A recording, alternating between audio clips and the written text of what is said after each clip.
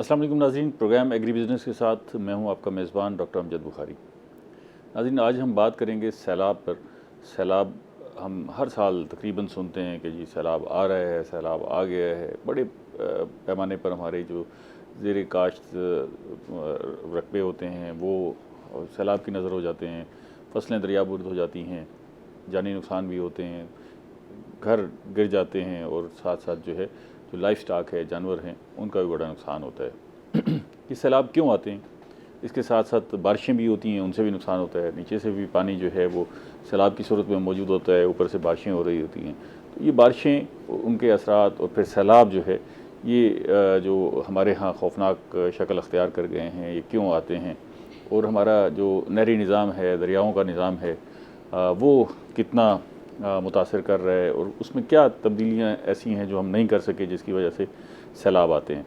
इन मौज़ूआत पर बात करेंगे और इसमें आपके लिए टिप्स भी होंगे कि आप अगर सैलाबी कैफ़ियत होती है, बारिशें होती हैं, तो अपने आप को किस तरह महफूज करना है और किस तरह अपनी ज़िंदगी को आगे लेके चलना है। मैं इस मौजू पर बात करने से पहले आपको अपने मेहमानों का तारुफ़ करवा दूँ। मेरे साथ पहले मेहमान मौजूद हैं डॉक्टर मुकर्रम अली साहब। आप ज़रई यूनिवर्सिटी मुल्तान से मुंसलिक हैं और शोबा जो क्लाइमेटिक चेंजेस हैं उसके हवाले से पढ़ाते भी हैं और तहकीक करते हैं। तो ये जो हमारे ऊपर जो है इस तरह के असरात मरतब हो रहे हैं, इसकी बड़ी वजह जो है वो क्लाइमेटिक चेंजेस हैं। ये क्या हैं और इससे हम बच किस तरह सकते हैं, इनसे पूछेंगे। दूसरे मेहमान मौजूद हैं डॉक्टर शाहाम हुमायूं खान। आप सीनियर एग्रीकल्चर ऑफिसर हैं, उनसे भी जानेंगे कि ज़राअत पर जो है इसके क्या असरात मुरतब होते हैं। और तीसरे मेहमान डॉक्टर शहजाद अली साहब, आप सीनियर वेटनरी ऑफिसर हैं, उनसे आगाही लेंगे कि हम सैलाबी कैफियत में बारिशों की सूरत हाल में कैसे अपने जानवरों को बचा सकते हैं। तीनों मेहमानों का बेहद शुक्रिया। नाज़रीन, मैं मेहमानों से बात शुरू करने से कबल आपको ज़रा बताता चलूँ कि पाकिस्तान का नहरी निज़ाम और दरियाई निज़ाम है क्या और हम किस तरह इससे मुतासर होते हैं। तो तकरीबन हमारे पास 16 मिलियन एकड़ फिट जो है पानी की गुंजाइश थी, जो कम होते होते क्योंकि सिल्टिंग नहीं हो सकी और सिल्टिंग की वजह से कम होते होते तकरीबन 13 साढ़े 13 मिलियन एकड़ फिट तक आ पहुंची है। हम कितना पानी इस्तेमाल कर रहे हैं, कितना ज़ाय कर रहे हैं, वो ऐसे ही है। तकरीबन आधा पानी हमारा जो है वो अपने आपाशी निज़ाम में ज़ाय हो जाता है, जिसको हम ठीक करके फ़ौरी तौर पर जो पानी की बुरानी कैफियत होती है उससे बच सकते हैं। हम देखते हैं कि या तो हम रो रहे होते हैं कि हमारे पास पानी नहीं है और पानी ना होने की वजह से फसलें खुश्क हो रही हैं, ज़राअत पर असरात मुरतब हो रहे हैं। फिर अचानक पता लगता है कि सैलाब की कैफियत हो गई है, हर तरफ पानी पानी हो गया है और अब सैलाब से बचना कैसे है, इस पानी से कैसे बचना है। ये हमारा ओवरऑल एक सिनेरियो है। हमारे पास 5 दरिया हैं, जिनमें से जो बड़े दरिया हैं जहाँ से हम अपनी आपाशी का निज़ाम चलाते हैं, वो एक बड़ा दरिया दरियाए सिंध है, जो हमारे कश्मीर के इलाके से जो है नीचे आता है, पहले गिलगित बल्तिस्तान से, फिर नीचे आते हुए जो है वो आगे इसके अंदर जो है जो पहला दरिया शामिल होता है, पीछे इसकी सब्सिडरी दरिया हैं जो शामिल होते जाते हैं, लेकिन बाद में आकर जो है जो बड़ा दरिया शामिल होता है वो दरियाए काबुल है। इसके ऊपर दरियाए काबुल के ऊपर दरियाए सवात भी जो है वो आके दरियाए काबुल में शामिल होता है और दरियाए काबुल पर जो है हमारे पास एक पानी का ज़ख़ीरा और डैम मौजूद है और वो वारसक है, वहाँ पर हम कुछ ज़ख़ीरा कर लेते हैं। ये पानी जो है दरियाए सिंध में आगे शामिल होता है और फिर दरियाए सिंध जो है वो नीचे की तरफ आता है।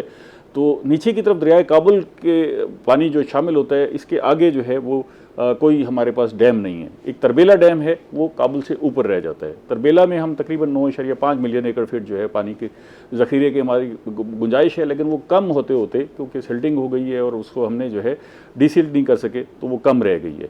आगे जब इसी डैम पर आगे आते हैं तो इस पर बैराजेज़ हैं जहाँ से हमने नहरें निकाली हैं और वो कुछ नहरें ऐसी हैं कि हमने जो हमारा जनूब मशरक़ी सिमत का जो इलाका था, रकबे थे, उनको सैराब करने के लिए इंडस वाटर बेसिन ट्रीटी जो किया था उसके तहत हमने दरियाए सिंध को वहाँ से नहरें निकाल के हमने झेलम और झेलम से निकाल के फिर चनाब, रावी और सतलज में डाली हैं ताकि यहाँ के इस इलाके को सैराब किया जा सके। तो दरियाए सिंध के हम जब नीचे चलते हैं तो पहला बैराज हमारा जना बैराज आता है, जहाँ हम बड़े अरसे से सुन रहे हैं कि यहाँ कालाबाग डैम बनाया जाए, तो वो और ये जना बैराज जो है वही इलाका है जहाँ पर प्रपोज्ड है कालाबाग डैम बनना, लेकिन पहला बैराज जो है वो जना बैराज आता है। उससे थोड़ा सा आगे आएँ तो अगला बैराज जो है वो चश्मा बैराज है, जहाँ से हमने एक बड़ी नहर निकाल के सीजे लिंक कैनाल, जिसे चश्मा जेलम लिंक कैनाल कहते हैं, वहाँ से पानी निकाल के हमने जेलम में डाला है, ताकि वहाँ से फिर आगे इसको लेके बाकी रकमों को सराब किया जाए। तो चश्मा बैराज के बाद जो अगला बैराज आता है वो तोसा बैराज है। तोसा बैराज से अभी हमने नहरें निकाली हैं, और तोसा बैराज से एक बड़ी नहर निकाल के टीपी लिंक कैनाल, जिसे तोसा पंजनत कैनाल कहते हैं, तो वहाँ से दरिया सिंध से पानी निकाल के दरिया चनाब में डाला है, जो फिर ज़ेरी रकबे को सैराब करती है और नीचे तक जाती है। इसके बाद जो है तोसा बैराज के बाद जो है हमारे पास जो बैराज आता है वो बुद्धू बैराज है, फिर सखर बैराज है, और फिर कोटरी बैराज है। तो ये दरिया सिंध की सूरत हाल है, और यहाँ से सारी बैराजों से हमने नहरें निकाल के अपने रकमों को सैराब की है। लेकिन जैसे ही हमारे पास जो है वो फ्लड बहुत ज़्यादा आता है, तो फिर हम अपने इन बैराजेस को भी बंद करते हैं, क्योंकि नहरों में भी सिल्टिंग का खदशा होता है, तो इन्हें हमें बंद करना पड़ता है। तो वो सारा पानी जो है वो हम समंदर की तरफ फेंकते हैं, और ख़ास तौर पर दरियाए काबुल से आने वाला पानी, उसके आगे कोई डैम नहीं है, तो वो हम फिर सारा जो है वो सिंध में मिलता है और समंदर में फेंकते हैं।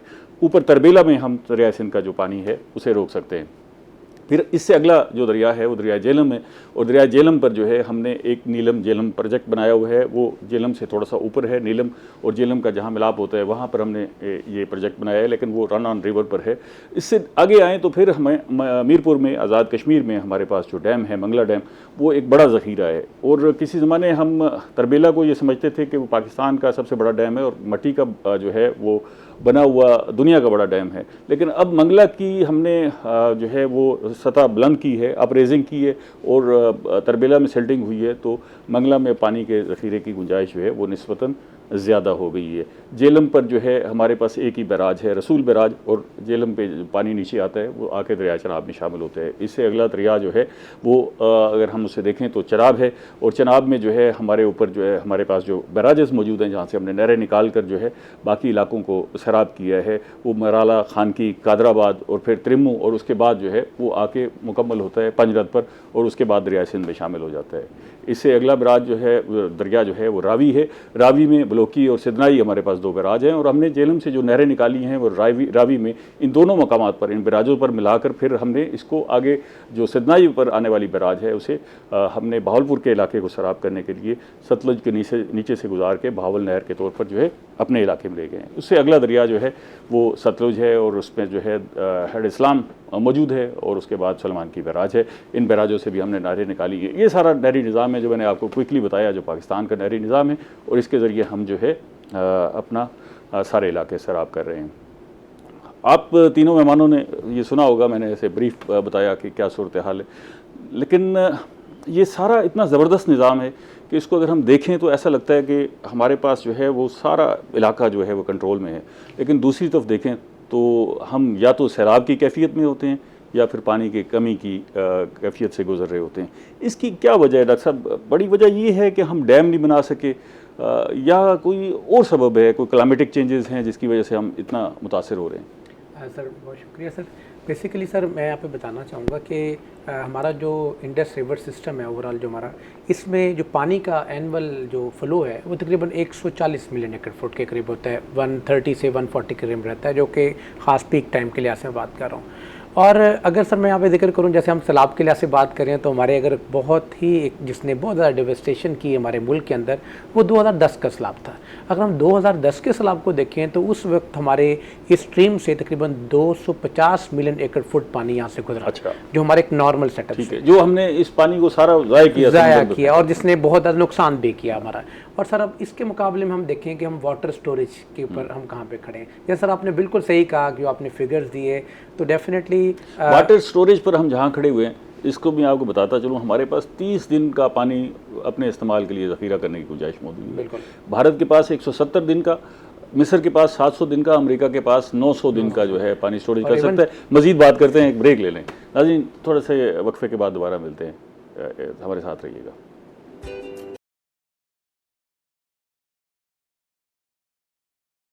वेलकम बैक नाजरीन। हम सैलाबी कैफियत और बारिशों में बात कर रहे हैं, आपको टिप्स भी देंगे कि कैसे आपने इस सारी सूरत हाल से बचना है। आप कह रहे थे कि स्टोरेज जो है हमारे पास बड़ी कम है, तो एक तो ये सबब है कि हम स्टोरेज नहीं कर रहे और उसकी वजह से जो है नुकसान हो रहा है, या पानी ज़्यादा होता है या नहीं होता, दोनों जो है वजह यही है। अच्छा डॉक्टर साहब, डॉक्टर शाम साहब, महकमा ज़राअत का भी बड़ा कंसर्न होता है तो ये आपको फिक्र ज़्यादा उन इलाकों की होती है जैसे बेट के इलाके हैं जहाँ आप मना करते रहते हैं कि भाई यहाँ पर आप काश्त ना करें, लोग काश्त करते हैं, वहाँ सैलाब का खदशा होता है या उससे बढ़ के बाकी इलाकों में भी पानी पहुँच जाता है अमूमी तौर पर? जी बहुत शुक्रिया। अगर हम देखें कि दुनिया जो है ना इस टाइम क्लाइमेट चेंज की जद में है, और ख़ास तौर पे पाकिस्तान उन कंट्रीज़ में है जो सबसे ज़्यादा क्लाइमेट चेंज की हिट में है। तो अगर देखा जाए 2022 के फ्लड का अगर आप डेटा देखें तो 30 अरब डॉलर का जो है ना हमारा इंफ्रास्ट्रक्चर का, फसलात का, दीगर उन मामलात का सारा वो नुकसान हुआ है। तो उसमें से जो है ना दोबारा उसकी रिकवरी के लिए 16 अरब डॉलर वो दरकार थे। अच्छा, ये जो है ना हमारी सबसे ज़्यादा जब फ्लड आते हैं तो हमारा एग्रीकल्चर सेक्टर सबसे ज़्यादा हिट होता है, जिसमें कलेक्टिवली कह लें एग्रीकल्चर और लाइफ स्टॉक ये हमारे उसमें। तो 23% जीडीपी में इसका कंट्रीब्यूशन है एग्रीकल्चर का, और वो सबसे ज़्यादा हिट होने वाला अगर फ्लड आ जाए तो वो सेक्टर एग्रीकल्चर होता है। 23% तो जीडीपी का है। जो हमारी लेबर फोर्स है वो तो बिल्कुल 60% तकरीबन इसी से 60% तक तो वो है बिल्कुल, वो एम्प्लॉयमेंट वो भी मुतासर होगी उसमें। तो इसके लिए जो है ना एक तो है लॉन्ग टर्म पॉलिसीज़, फिर वो शॉर्ट टर्म पॉलिसीज़ होती हैं। लॉन्ग टर्म तो वो इस सेंस में है कि हमने वो उस क्लाइमेट चेंज के साथ कैसे फाइट करना है। उसमें जो है ना हमने वो जंगलात लगाने हैं ताकि वो जो जिस तरफ कंट्री जा रहा है, पिछले अगर 2 साल में आप देख लें, जब हम कोई फसलात लगाना शुरू होते हैं गर्मियों में ख़ास तौर पे हीट वेव होती है, पानी की शॉर्टेज आ जाती है, तो उस टाइम जो है ना हमारे लिए बहुत मसाइल होते हैं। फिर कुछ अर्सा गुजरता है, इतने ज़्यादा शिद्दत के साथ बारिशें आ जाती हैं कि वो फसल हमसे ज़ाया हो जाती है। फिर आप 2-4 महीने रुक के देखें, फिर जो है ना वो सर्दियाँ आ जाती हैं, शिद्दत से कोहरा पड़ रहा है। यानी कि ये जो हमारे साथ ये एपिसोड्स हो रहे हैं ना क्लाइमेट चेंज के, तो इसके साथ निपटने के लिए सबसे ज़्यादा ज़रूरी है कि लॉन्ग टर्म पॉलिसी में तो जो हमें ज़ाहिर है कुछ डैम भी बनाने हैं, पानी का रिजर्वायर भी हमने अपने जैसे आप कह रहे थे 30 दिन का है, उसको हमने बढ़ाना है। तकरीबन हमारे पास 73 डैम्स हैं छोटे बड़े मिला के ना जी। अच्छा, इसमें वो इन 73 में वो शामिल करते हैं जिनकी 50 फुट जो है वो ऊंचाई हो, तो वो, लेकिन हमें तो पिछली हुकूमत ने, आपको याद होगा, ऐलान किया था कि जब 300 डैम बनाएंगे, तो 300 डैम बने तो नहीं, लेकिन ये है कि ये ख्वाहिश तो अपनी जगह मौजूद है, और ये इतना ही होगा तो आगे हम बढ़ सकेंगे, नहीं तो फिर यही हालात होते रहेंगे। मैं ज़रा मज़ीद डॉक्टर साहब को भी शामिल करूँ। डॉक्टर शहजाद साहब, ये अभी सैलाबी कैफियत के फिर इतलात हैं, क्योंकि बालाई इलाकों में बड़ी बारिशें हो रही हैं, हमारे यहाँ भी बारिशें हो रही हैं, और इसी शिद्दत से बारिश रही तो यकीनन एक फ़्लड का खदशा रह जाता है। वो हम कहते रहते हैं कि नहीं, कोई बड़े फ्लड की जो है वो खदशा नहीं है, इम्कान नहीं है, लेकिन जो बारिशें हो रही हैं उससे जब ये पानी इकट्ठा होता है तो फ्लड की सूरत अख्तियार कर लेता है। तो इसमें जानवर सबसे ज़्यादा मुतासर होते हैं। फसलें तो ज़ाहिर है हम वहाँ बेबस होते हैं, और इंसान अपने आप को किसी न किसी तरह बचा लेते हैं। माली नुकसान के साथ जो बड़ा नुकसान होता है वो जानवरों का होता है। तो इसके हवाले से आपके पास कोई फिगर भी हैं? अगर नहीं है तो कोई हर्ज नहीं कि कितना जानवरों का नुकसान होता है अमूमी तौर पर इन फ्लड में, या और अगर हमने इससे बचना है और एहतियाती तदाबीर अख्तियार करनी है, तो अगर फ्लड की कैफियत होती है तो जानवरों के हवाले से क्या करना है पहले? इसमें फ़िगर्स के हवाले से मैं आपको बता दूं कि तकरीबन हमारी कुछ मुल्तान डिवीज़न की हम बात कर लें तो 64 यूनियन काउंसिल्स ऐसी हैं जो कि फ्लड प्रोन है, जो मुमकिन सैलाब इलाके में शामिल होती हैं, सैलाब आ सकता है, जिस आ सकता है। और उसमें तकरीबन 5 लाख बड़े और 3 लाख छोटे जानवर, उसमें भेड़ बकरी 8 लाख जानवर वहाँ पे मौजूद हैं जो मुमकिन हमारा सैलाबी इलाके, और 2 लाख जो है वो हमारी मुर्गियाँ वगैरह और परिंदे मशहूर मौजूद है। इसमें आपने बड़ा बिल्कुल सही कहा कि जैसे ही इंसानों के साथ साथ जानवर भी इसमें मुतासिर होते हैं, और जानवर इसमें 3 तरह से मुतासिर होते हैं। सबसे पहले तो उनके जो सेहत के मसाइल हैं वो पैदा होने का ख़तरा होता है। वो कैसा होता है कि जब भी बारिशें होंगी, मौसम की तब्दीली या फ्लड आने लगेगा या आएगा, तो जानवर की जो खुराक और उसका जो शेल्टर है वो डिस्टर्ब होगा, जिसकी वजह से जानवर दबाव में आएगा और उसको फिर मुतअद्दी बीमारियां लगने का ख़तरा होता है। ठीक है। तो डिपार्टमेंट या महकमा लाइफ स्टॉक जो है उसमें फिर ये करते हैं, अपनी जो इस फ्लड से रिलेटेड एक्टिविटीज़ को फिर 3 हिस्सों में वो तकसीम कर लेता है। एक हम इसमें कर लेते हैं कि फ़्लड से पहले, फिर फ्लड के दौरान और फिर फ्लड के बाद की एक्टिविटीज़। जो फ्लड से पहले की एक्टिविटीज़ है उसमें जो सबसे अहम काम है हमारा वो है जानवरों को 100% जानवरों को हिफाजती टीका जात का लगा देना। ठीक है। उसमें हमारा ये टारगेट जो हमारा 15 जुलाई तक ये टारगेट होता है, और इसको हमने हर साल ही की तरह इस साल भी हमने इसको अचीव कर लिया हुआ है।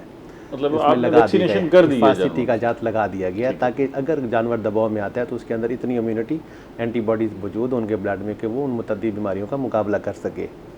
दूसरा फ्लड के दौरान उसमें ज़ाहिर है फिर जब उसमें क्या मसला होता है फीड का, तो जब हम ये वैक्सीन की मुहिम लगा प्री फ्लड जो वैक्सीनेशन है कैंपेन करते हैं, तो साथ ही हम एक अवेयरनेस कैंपेन भी लॉन्च करते हैं, जिसमें हमारे जो मुतल्लिका जो वेटरनरी ऑफिसर हैं वो गांव की सतह पर जाकर प्रोग्राम्स करते हैं। हमारी मोबाइल वेटरनरी डिस्पेंसरियाँ लोगों को बताते हैं कि आपने जानवरों की खुराक को महफूज कैसे करना है।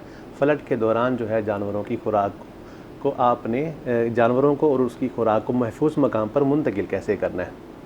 और हर इलाके में जो फ्लड के दौरान फिर गवर्नमेंट जो है वो फ्लड रिलीफ कैंप्स लगाती है, तो फ्लड के दौरान जानवरों को वहाँ पर मुंतकिल कर दिया जाता है। कुछ लोग अपनी मदद के तहत अपने रिश्तेदारों के यहाँ जो महफूज जगह पर होते हैं वहाँ पर जानवरों को ले जाते हैं। ऐसे तो हमारे जो बेड के इलाके हैं, हाँ जी, वहाँ पर लोगों ने अपनी राइश ऊंची जगह बनाई हुई है। अच्छा, वो हमने ये देखा है कि वो निकलते ही नहीं है, उनमें से अक्सरियत जो है ना वो निकलते नहीं है। जब पानी सर से गुजरने लगे तो फिर वो ऐसी सूरत होती है, अदरवाइज वो निकलते नहीं होती। वहाँ जो जानवरों को रखते हैं जी, तो वो सेफ होते हैं, मतलब इर्द गिर्द जब पानी हो तो उस पर कोई बीमारियों का हमला? उसमें हमारी तरफ से तो अवेयरनेस यही दी जाती है कि अगर आपने जानवरों को ऊंचे मकाम पे रखना है, उसमें जो भी 4-5 दिन पानी ने उधर से वहाँ से गुजरना होता है, तो उसमें खुराक का ज़ख़ीरा किया जाए। जैसे इंसानों का लिए हम खुराक की कंसनट्रेट राशन जो है वो वहाँ पे रखें, या साइलेज वगैरह जो है वो चारे को भी स्टोर किया जा सकता है। अब तो उसका भी तरीका हम बता देते हैं कि ऊंची जगह पर उसको कैसे, या चारे को खुश्क करके जो है वो भी महफूज किया जा सकता है, जिसको हम हे बोलते हैं। तो वो लोग फिर अब जो है वो इसको करने लगे हैं इन चीज़ों को, या फिर अपने जानवरों को, चूँकि गवर्नमेंट का अब बड़ा इफेक्टिव सिस्टम है PDMA का, अब डेली सुबह शाम इसके अलर्ट्स आ रहे होते हैं कि पानी इस वक्त कहाँ पे मौजूद है, कहाँ पे अभी इस कौन से मकाम पे कितने दिन बाद। थोड़ा सा आगे चलते हैं, मैं डॉक्टर मुकर्रम साहब को शामिल करूँ। डॉक्टर साहब, अभी दरिया सिंध में कुछ ऐसे निचले दर्जे का सैलाब है, किसी में 4 लाख तकरीबन पानी गुजर रहा है, तो उनके जो बेड के इलाके हैं वो तो मुतासर हो रहे हैं और कटाव भी हो रहा है। बाकी दरियाओं में सूरत हाल अभी नॉर्मल है, कोई ऐसी नहीं है, लेकिन इम्कान है, खदशा है कि बढ़ जाएगा पानी। तो अगर ये पानी बढ़ता है और अब ज़मीन पर भी पानी है, ऊपर से अगर बारिशें, जैसे अभी भी बारिशों का सीज़न है और बलाई इलाकों में तो बहुत बारिशें हो रही हैं, तो इस सारी कैफियत में बारिशें ज़्यादा नुकसान देती हैं इंसानी और जानवरों की सेहत को, या वो जो पानी नीचे वाला है वो ज़्यादा बड़ा ख़तरा है? जी बिल्कुल सर, इसमें जो बारिशें हैं उनका नुकसान इस तरह है कि क्रॉप्स के लिहाज से, जैसे अगर हम बारिशों के नुकसान के लिहाज से बात करें तो इस वक्त हमारी 3 फसलें जो हैं वो बहुत ज़्यादा सीवियरली इफेक्ट होती हैं, बारिशों से हो रही हैं। इसमें कपास, खजूर और तिल की फसल है, और कपास सबसे ज़्यादा जी मुतासर हो रही है। बट हम अक्सर औक़ात ये कह रहे होते हैं कि नुकसान आते हैं, ऑन दी अदर हैंड कुछ ऐसी फसलें जिनमें पॉजिटिव इफेक्ट भी आ रहे हैं इसके, इन बारिशों के।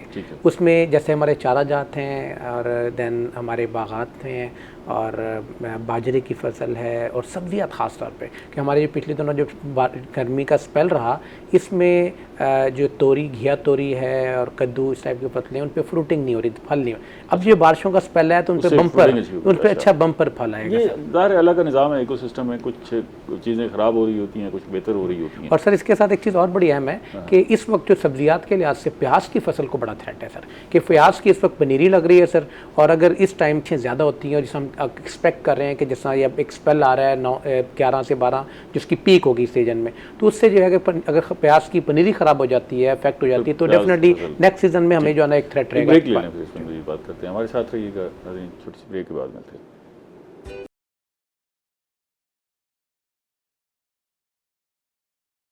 वेलकम बैक नाजरीन, हम सैलाब और बारिशों की बात कर रहे हैं। आपने कैसे बचना है, अपने जानवरों को कैसे बचाना है, फसलों को कैसे बचाना है, ये मौजू है।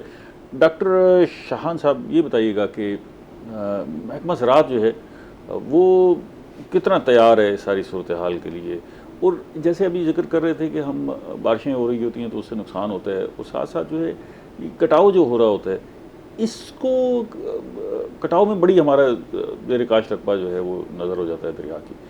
इसको कौन सा महकमा देख रहा होता है? कोई देख भी रहा होता है भी ये कटाव जो हो रहा है, कहीं इसको कोई किस तरह बचाया जाए, या वहाँ के लोग चीख चिल्ला रहे होते हैं, तो कोई ऐसा डिपार्टमेंट है जो इस कटाव को भी देख रहा हो? बिल्कुल, सॉइल कंजर्वेशन एक डिपार्टमेंट है, वो मखसूस अजला में देखता है इसको। अच्छा, वैसे इन्वायरमेंट डिपार्टमेंट भी है इसको इस हवाले से देखने के लिए।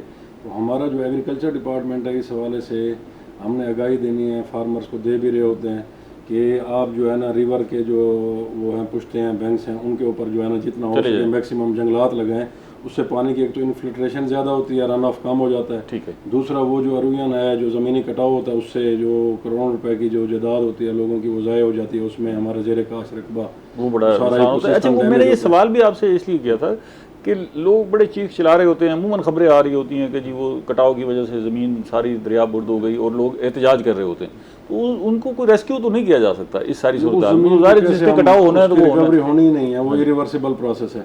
तो या फिर ये है कि दरिया कभी अगर अपना रुख चेंज कर जाए फिर वो ज़मीन बाहर निकलेगी, फिर आप उसे हमवार करें, फिर उसको हम या तो फिर वो सपर बने हों और बर्वक बने हों तो फिर उसके कटाव से बचाओ। वो अपने लेवल पे इंजीनियरिंग डिपार्टमेंट देख रहा होता है जहाँ पे ज़रूरत होती है, लेकिन कटाव का अमल बहुत ज़्यादा जारी है इस टाइम। दरिया सिंध के साथ बहुत ज़्यादा हद तक है। अच्छा, लोगों की बहुत ज़्यादा कीमती जो है ना जायदाद इसमें ज़ाया हो रही है।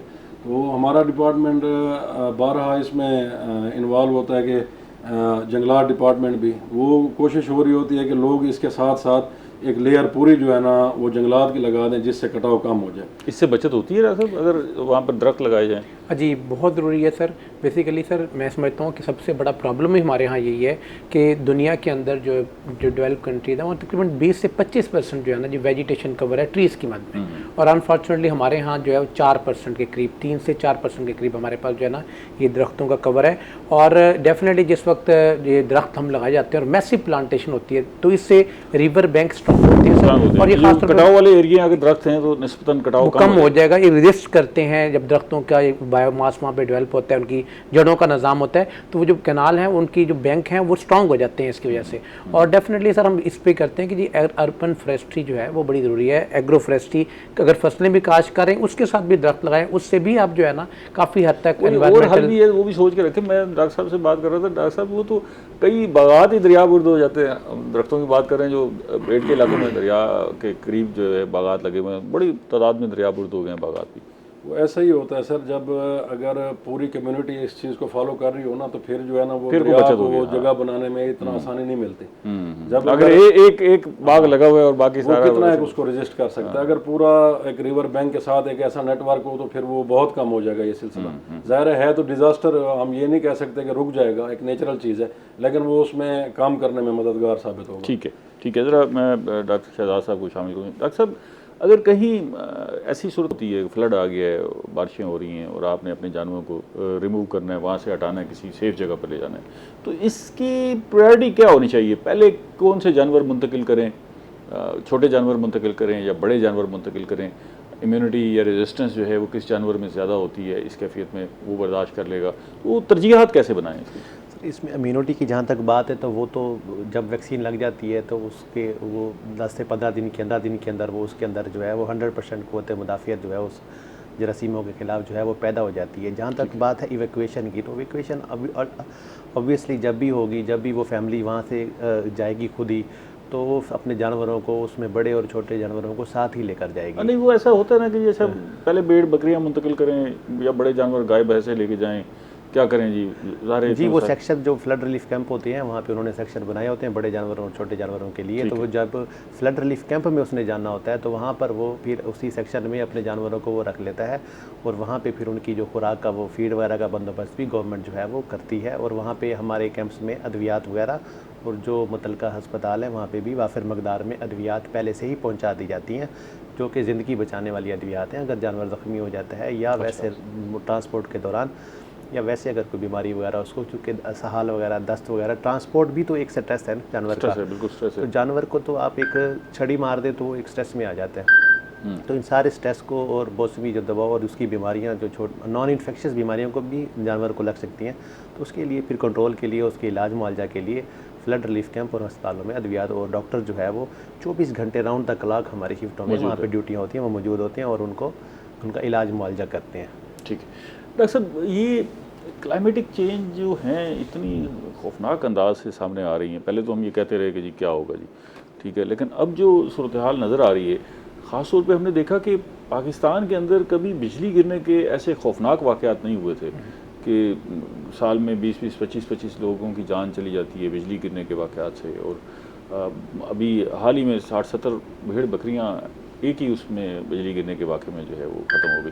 तो इस क्लाइमेटिक चेंजेस को अगर आप ज़रा आसान लफ्ज़ों में बताएं कि ये पाकिस्तान पर हम कह रहे हैं कि बहुत ज़्यादा असरात होंगे, तो एक तो ये जो हमें नज़र आ रहे हैं, इसके अलावा भी कोई असरात हो सकते हैं? मिसाल के तौर पर कोई ज़लज़ला बढ़ जाए, कोई लैंडस्लाइडिंग में इजाफा हो, या कोई और ऐसी कोई असरात हैं, या बस सिर्फ यही ये जो बारिशें हैं और बारिशें ज़्यादा होना है या कम होना है? जी सर, ये सारे ही चीज़ें जो है ना जी क्लाइमेटिक सिनेरियो के अंदर आते हैं, क्लाइमेट चेंज में, जिसमें एक नॉर्मल से बारिशों का ज़्यादा होना या बारिशों की जब ज़रूरत है कम होना, और इसी तरह जो है ज़लज़लों का आना, और देन जी लैंडस्लाइडिंग, और जो ग्लेशियर कवर है बड़ा इंपॉर्टेंट है कि उसकी मेल्टिंग। जैसे आपने सर देखा होगा पिछले दिनों में भी एक खबर चल रही थी कि ग्लेशियर जो है वो एक मेल्ट हुआ है, तो जिसकी वजह से काफ़ी ज़्यादा वहाँ पर डेवास्टेशन, अचानक ग्लेशियर मेल्ट हो रहे हैं और फिर कई जगह पर क्लाउड बर्स्ट के वाक़या सामने आ रहे हैं, तो वो अचानक पता लगता है कि इतना पानी आ गया। और इसके साथ सर जो बहुत और चीज़ है कि एक तो हमारा एक स्नोफॉल का कवर है,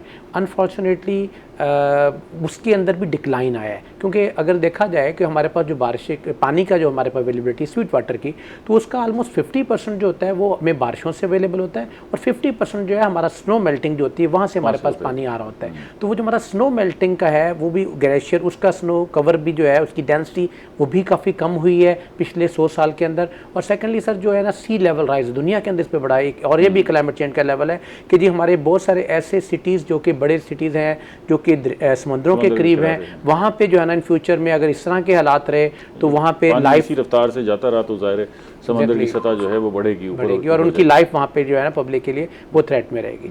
और सेकेंडली सर इसमें जिस अभी बात आप कर रहे थे कि क्लाइमेट चेंज, इसमें बेसिकली वो फैक्टर जैसा कि हम देखते हैं कि जी ग्रीन हाउस गैसेस के मिशन, वो हमारे तमाम सेक्टर जो है दे आर रिस्पॉन्सिबल जिनमें उसकी एक्सेसिव ग्रीन हाउस गैसेस की मिशन हो रही है। और फिर अगर हम देखें जो हमारा इंडस्ट्रियल सेक्टर है वो भी इसमें रिस्पॉन्सिबल है, और फिर आर्ट सेक्टर जो हम देखते हैं कि जी पॉपुलेशन बरस्ट है, बहुत तेज़ी से हमारी आबादी बढ़ी है, इसकी वजह से भी जो है बहुत ज़्यादा ग्रीन हाउस गैसेज जो हैं उनका हमारे सिस्टम में ऐड हो रही हैं। और सर एक चीज़ इसमें और इम्पॉर्टेंट है, ये तो वो चीज़ें जो कि हमारे सिस्टम से हैं, कुछ ऐसी चीज़ें जो कि हमारे हमसाया कंट्रीज़ के अंदर जो है वो वहाँ पे जैसे हम कहते हैं डेवलप कंट्रीज़ हैं, वहाँ पे कोई इस तरह की एमिशंस हो रही हैं, जैसे हम कहते हैं इंडस्ट्रियल रेवोल्यूशन है जी, तो उसकी वजह से शायद वो इतने इफेक्ट नहीं हो रहे, लेकिन हम साथ सराउंडिंग जो कंट्रीज़ हैं वो उससे इफेक्ट होते हैं, क्योंकि हवाएं जो हैं वो सर मगरिब से मशरिक की तरफ चलती हैं ग्लोबली। तो डेफिनेटली जब इम्पैक्ट मगरिब साइड पे हो रहा होगा तो उसका इम्पैक्ट उससे मशरकी कंट्री में होंगे जो बॉर्डर के साथ होंगे उन पे भी उसका इम्पैक्ट आएगा।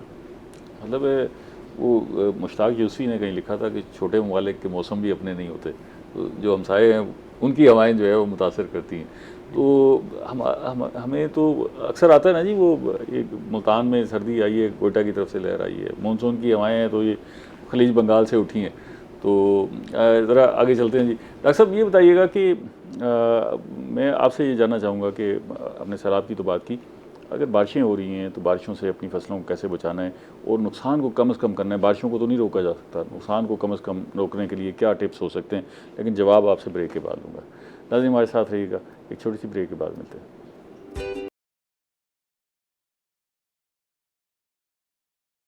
वेलकम बैक नाज़रीन, हम सैलाब और बारिशों पर बात कर रहे हैं और उसके असरात और नुकसानात हैं उनको कम कैसे किया जा सकता है, ख़ास तौर पर इसे देख रहे हैं। डॉक्टर साहब मैं आपके पास एक सवाल छोड़ गया था कि बारिशों से हम कैसे बच सकते हैं? बारिशें तो होंगी लेकिन अपने नुकसान को, ख़ास तौर पर फसलों के नुकसान को किस तरह कम कर सकते हैं? उसके लिए ये सबसे अहम स्ट्रेटजी ये होती है, जब हम काश्त कर रहे होते हैं फसलात को खेलियों पे काश्त किया जाए, वो बनस्बत अगर अपने खेलियों पे काश्त नहीं की, फ्लैट काश्त किया, उससे वो अच्छा खासा उससे जो है ना रिकवरी मिल जाती है। दूसरा ये है कि जब अगर बारिश आ जाए, बहुत ज़्यादा मकदार में बारिश आ जाए, तो उस वक्त जो है ना नशेबी इलाकों में जो है ना गड्ढे खोद के तो पानी निकालें, जहाँ भी फसलों में पानी खड़ा हुआ है जी जल्द से जल्द पानी निकालें, जल्द से जल्द पानी निकाला जाता है। उसके अलावा जैसे फ़्लड की बात हो रही थी, तो वो हमारे डिपार्टमेंट का जो है ना फ़्लड आने से पहले हमारी कैंपेन चल रही होती है। हम अपने ट्रेनिंग प्रोग्राम में जो है ना लोगों को आगाह कर रहे होते हैं कि क्या हमने उसके लिए हिकमत अमली करनी है। एक तो हमारे रेवेन्यू की तरफ से डिक्लेयर्ड मवाज़ियात होते हैं भी यहाँ पे आपने दूसरी फसल काश्त नहीं करनी, ठीक है, क्योंकि अगर लोग उधर वहाँ अपनी कीमती फसलात काश्त करेंगे, वहाँ अपना खर्चा करेंगे, तो वो बहुत ज़्यादा फिर गवर्नमेंट की तरफ लायबिलिटी चली जाएगी कि वो जो नुकसानात होंगे। तो वहाँ पे अलाउड ही एक फसल है। हाँ, लेकिन लोग कर लेते हैं, लेकिन हम उनको ये कहते हैं कि अगर करना भी ज़रूरी है तो आप ऐसा करें कि गंदम के बाद कुछ शॉर्ट ड्यूरेशन क्रॉप लगा लें, जैसे अब ये तिल का इजाफा हुआ है हमारी इसमें। अच्छा, ताकि ये है कि फ्लड आने से पहले आप उसकी एक हार्वेस्ट ले लें और आपकी क्रॉपिंग इंटेंसिटी जो है ना 200% तक चली जाए। साल में 2 क्रॉप लेना 200% है, ठीक है। तो वो वैसे मुमकिन नहीं है उन इलाकों में, तो उनको हम रोकते हैं कि आप या फसल ना लगाएं, अगर लगानी है तो उसके लिए जो स्ट्रेटजी है कि शॉर्ट टर्म क्रॉप लगा लें, 200% भी हो जाएगा। अच्छा, उसमें फिर हम क्रॉप्स की सिलेक्शन उनको बताते हैं। अच्छा, अब अगर फ्लड का ख़तरा है तो हम उनको कहेंगे कि वाटर लविंग क्रॉप्स की तरफ चले जाएं, शुगर केन लगा लें। अच्छा, शुगर केन जो सितंबर में लगा होगा या फिर जो है ना अर्ली स्प्रिंग में, फरवरी में स्टार्ट में लग जाएगा, इस टाइम अगर खुदा ना खास्ता कोई छोटा मोटा फ्लड आएगा तो वो उसको इतना नुकसान नहीं होगा। अच्छा, राइस की क्रॉप वैसे बेड के एरियाज़ में नहीं होती, लेकिन वो है वाटर लविंग। हाँ, कोई भी क्रॉप हो जो वाटर लविंग क्रॉप्स हैं उनके ऊपर से पानी ना गुजरे, उनके स्टेम से लोअर साइड से कहीं से चला जाए, अगर 1-2 दिन स्टे कर जाता है तो वो बर्दाश्त कर जाती हैं। इसी तरीके से हम उनको बता रहे होते हैं कि ऑर्चर्ड्स वगैरह वो लगाएं। अच्छा, ज़्यादातर फ्लड आने का टाइम होता है यही जुलाई अगस्त में। अच्छा, जब ये आएगा पानी जितनी देर में वापसी मूव करेगा, तकरीबन दोबारा ज़मीन तैयारी के लिए जो है ना 1 महीना लग जाता है। तो सितंबर के एंड में फिर हम उनको ये रिकमेंड कर रहे होते हैं कि आप जो है ना 2 हल लगा के साथ सुहागा दे दें, उसके साथ ज़मीन का मॉइस्चर उसी वतर के ऊपर जो है ना मौसम सरमा की सारी सब्जियां काश्त हो जाती हैं अक्टूबर में। अच्छा, उसके अलावा जो है ना मसरी की दाल है, मेथरा है, ये लीफी वेजिटेबल्स हैं सारे, यानी कि वो उनको हम इस तरीके से इस अंदाज से करें, इस अंदाज से करें, फ्लड वाला टाइम जो है ना बच जाए, या शॉर्ट ड्यूरेशन क्रॉप पहले हो या फिर फ्लड के बाद उस आप जो है ना वतर को यूज़ करें। वैसे ये जो बेड के इलाके हैं जहाँ पर फ्लड अमूमन आता है, वहाँ जरखेज़ी बढ़ जाती होगी फ्लड के आने से, फ़ायदा भी होता है या वो डिपेंड करता है सर उसकी इंटेंसिटी पे और वो जो कैचमेंट एरिया है जिस दरिया का जहाँ से वो आ रहा है पानी। अब यहाँ अगर हम बात करें मुल्तान में चनाब की, तो ये ज़मीनों को फर्टाइल कर जाता है। ज़ेरे ज़मीन पानी की सतह भी ऊपर आ जाती है, ज़ेरे ज़मीन पानी की सतह ऊपर आ जाती है, 1-2 इंच की वो लेयर वो जो है ना वो अच्छी न्यूट्रेंट्स वाली जो है ना वो छोड़ जाती है। इसके बरक्स अगर हम वो दरिया सिंध की बात करें जहाँ बहुत ज़्यादा बड़े बड़े फ्लड आते हैं तो वो बहुत ज़्यादा सिल्ट छोड़ जाता है। अच्छा, फार्मर के लिए जो है ना मसाइल बन बैलेंस जाते करना ही मुश्किल हो जाता है, रकबे को दोबारा से तैयार करना, वो अनलेवल हो जाना। अच्छा, फिर इसके अलावा हिल टोरेंट्स हैं, डीजी खाम है, वो जो रोड कोयों वाला आता है, वो तो आप वहाँ से चक्कर लगा के जाएं रोड के बराबर, बिल्कुल रोड से कितना रकबे नीचे होते हैं, अगर वो फ्लड का पानी गुजर जाए तो वो रोड और वो बराबर हो जाते हैं। ठीक है, तो उसकी तैयारी मुश्किल हो जाती है फिर तो। डॉक्टर साहब को भी जरा शामिल करें। डॉक्टर साहब ये बताइएगा कि सैलाब के हवाले से तो हमने बात की, अपने जानवर जो हैं लाइफ स्टॉक उसको किस तरह बचाना है, किस तरह महफूज करना है और बारिशों के नुकसान कम से कम हों हमारे जानवरों पर, उसके लिए क्या टिप्स हैं? जी, इसके लिए भी प्रिंसिपल तो बेसिकली वो सेम ही है, वही 3 मसाइल हैं। एक वैक्सीनेशन, जी वैक्सीनेशन, वो उसके लिए फिर हमारा एनुअल वैक्सीनेशन प्लान है, उसके तहत जो है वो पूरा साल इनको मुतअद्दी बीमारियों के ख़िलाफ़ जो है हिफाजती का जाल लगाए जाते हैं। अगर किसी को कोई इशू हो और अगर वो लगवाना चाहे और अभी कोई ना लगे हो रह गया हो कोई, तो उसके लिए फिर हमारी हेल्पलाइन है 080009211, उसके पर कॉल करके तो वो रब्ता कर सकते हैं, तो महकमे की टीम जो है उसके पास पहुंच जाएगी। बारिश हो रही है, तेज़ बारिश हो रही है, अब जानवर आपके खड़े हुए हैं, इस सारी सूरत हाल में क्या उनके लिए शेल्टर कितना ज़रूरी है और कितनी देर तक जो है वो बर्दाश्त कर सकते हैं अगर वो खुले में खड़े रहें? खुले में तो जाहिर है वो 5-10 मिनट 15 मिनट से ज़्यादा तो नहीं हो सकता, लेकिन उसके भागते हैं, वो अपने आप को बचाते हैं। बारिश अगर तेज़ हो रही है, जगह नहीं है, ज़्यादातर लोगों ने अपने घर में जो है वो शेड वगैरह बनाए होते हैं, छोटे से छप्पड़ वगैरह बनाए होते हैं, या दरख्तों के नीचे जो है वो चलो उसको इंगेज कर लेते हैं। कम से कम दरख्तों के नीचे ठहरे होने चाहिए, वहाँ पे डायरेक्ट जो है वो पानी की जो बौछार उसके ऊपर बूंदे वो डायरेक्ट नहीं गिरती। कम से कम दरख्त के नीचे जो है वो जानवरों को बांध दें। पहले तो शेल्टर ज़रूरी है, शेल्टर बहुत ज़रूरी है, उसके दरख्त के नीचे बांधे। और उसके लिए जो सबसे जैसे ही बारिश आएगी, फसलों में पानी वगैरह या सैलाब का पानी आता है, तो उसके लिए ये है कि अब जो है वो जो सर्दियों का चारा होता है जैसे बरसीम वगैरह है, उसमें वो जब एंड पे थोड़ा सा ज़्यादा होता है चारा और वो ख़राब होने का ख़तरा होता है, उस वक्त उसको टाइम पे काट के तो उसको जो एक्स्ट्रा चारे को सिर्फ धूप लगवानी होती है 2 से 3 दिन, वो हे बन जाता है और उसकी न्यूट्रिएंट्स जो है वो 95% जो है उसकी जो है वो सिक्योर हो जाती हैं। उस हे चारे को जो है वो जो घर का कोई ऊंची जगह जो सायादार जगह हो वहाँ पे उसकी गांठें बना के वो रख लें, वो सैलाब के दिनों में भी काम आएगी और वो काम आएगी अगर बारिश वगैरह हो गई और आप खेतों में चारा काटने नहीं जा सकते, तो वो स्टोर हुआ हुआ जो चारा है या साइलेज बना सकते हैं। अब वो उनकी भी अवेयरनेस फार्मर्स को अब माशाल्लाह इसके हवाले से बहुत ज़्यादा है।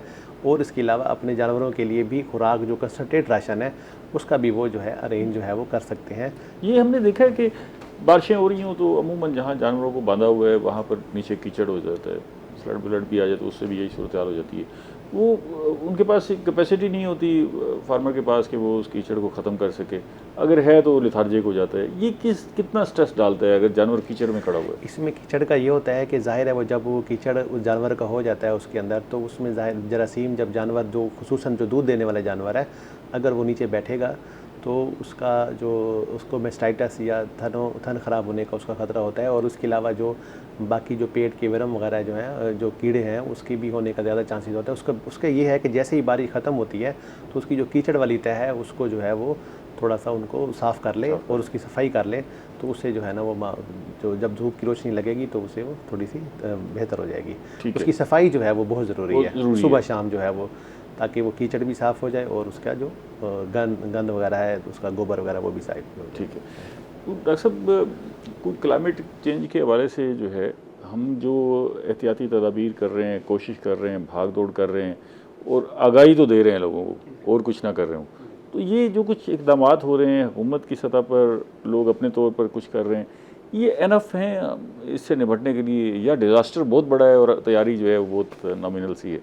सर बिल्कुल, इसमें ये है कि गवर्नमेंट की एफर्ट्स बहुत ज़्यादा इसमें अब स्ट्रांग हो गई हैं। और जैसा कि आप देखते हैं कि जैसे मिनिस्ट्री ऑफ क्लाइमेट चेंज जो है वो उसको बना देगी और प्रोविंशियल लेवल पे भी जो है क्लाइमेट चेंज का डिपार्टमेंट एनवायरनमेंट के साथ मर्ज कर दिया गया। और उसमें ये है कि एक अवेयरनेस जो है वो पहले से बहुत बेहतर है।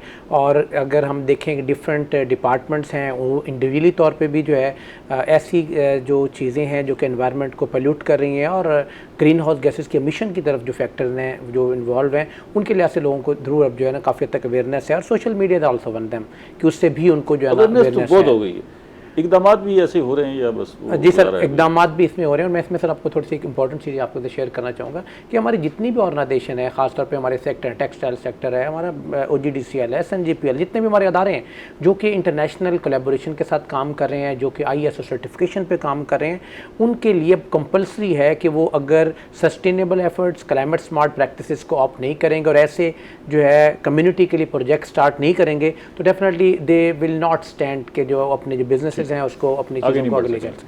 डॉक्टर शान साहब, ये बताइएगा कि प्रोग्राम का वक्त भी महदूद है, इस आखिरी लम्हे में ये बताते जाएं कि ये जो हम फ्लड के हवाले से जो इदारे इंफॉर्मेशन दे रहे होते हैं, उन पर इंसार कर रहे होते हैं, और बारिशों के हवाले से भी, मौसम के हवाले से भी, तो ये किस हद तक रिलायबल है? आप क्योंकि महकमा ज़राअत से आपको भी इंफॉर्मेशन इधर से मिलती होगी, कितना रिलायबल है? वरना तो हम फ़ोन इस्तेमाल करते हैं कि भाई देखें भाई क्या सोचता है। फ्लड की जो फोरकास्ट होती है अब वो उनके सेंटर्स बने हुए हैं। आज इसकी तो हमें अप्रोच जो है ना अब हर बंदे के व्हाट्सएप ग्रुप में वो हमें भी मैसेज आ जाते हैं डिजास्टर डिपार्टमेंट की तरफ और बारिश की भी जो बारिश की भी बिल्कुल ठीक है, बिल्कुल रिलायबल है मैक्सिमम। बहुत शुक्रिया आप तीनों मेहमानों का। नाज़रीन, हमने सैलाब और बारिशों में बात की है। ये मौसम ऐसा है जिसमें सैलाबी कैफियत हो सकती है, बारिशें तो हो ही रही हैं, तो आपने ख़ुद को भी महफूज रखना है, अपनी फसलों को कैसे बचाना है और अपने जानवरों को, उस हवाले से भी आपको टिप्स मिल गई। अगले प्रोग्राम तक इजाज़त दीजिए। अल्लाह ने के बाद।